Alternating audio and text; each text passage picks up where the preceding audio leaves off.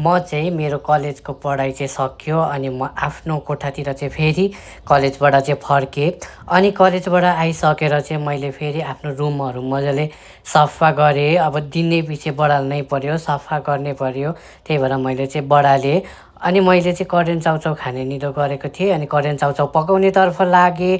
अनि मजाले मैले पकाएँ पनि, एकदम दामी भएको थियो। अनि मैले चाहिँ आज अर्कै तरिकाले मसला चाहिँ फेरि पकाएर चाहिँ अनि चाउचाउ माथि हालेर चाहिँ मोल्ने विचार गरेँ। अनि त्यसरी नै मैले फेरि रेडी गरेर चाहिँ तयार गरेँ। अनि तयार भएपछि यस्तो भएको थियो। अनि मेरो फेभरेट चिया त कसरी बिर्सिनु, अनि चिया पनि पकाएँ र एउटा कपमा मजाले हालेर चाहिँ मैले करेन्ट चाउचाउ र चिया चाहिँ मजाले खाएँ।